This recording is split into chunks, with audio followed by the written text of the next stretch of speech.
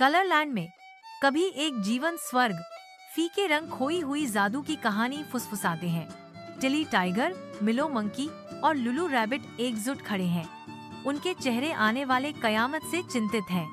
कलरलैंड का भाग्य अधर में लटका हुआ है, क्योंकि तीनों इस बात पर विचार कर रहे हैं कि वे खोई हुई जादू को कैसे बहाल करेंगे। तीन दोस्त लाल क्षेत्र में कदम रखते हैं, जहां जलते हुए जंगल जीवंत लाल फूलों से मिलते हैं। एक ऐसा परिदृश्य जो उग्र जुनून से भरा हुआ है।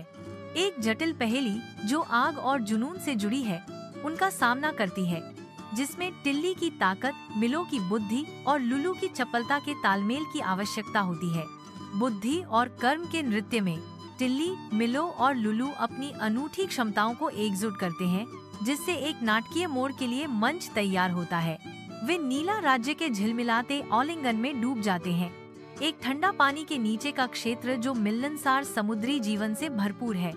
इस तरल विस्तार में वे एक जटिल पानी के नीचे की पहेली का सामना करते हैं, जिसमें सांस लेने और संवाद करने के अभिनव तरीकों की मांग की जाती है।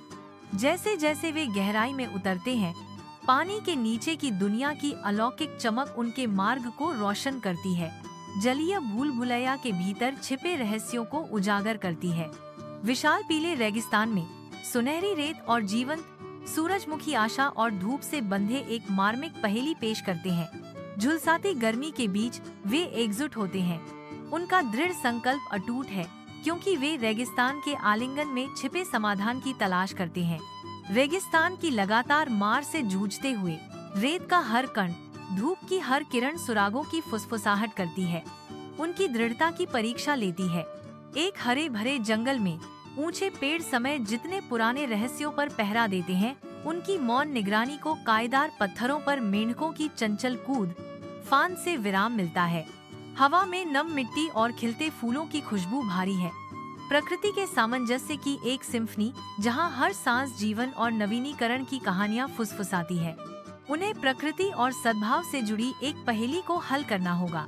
एक ऐसी चुनौती जिसमें केवल बुद्धि से अधिक की आवश्यकता है, बल्कि जंगल के रहस्यों की गहरी समझ की भी आवश्यकता है।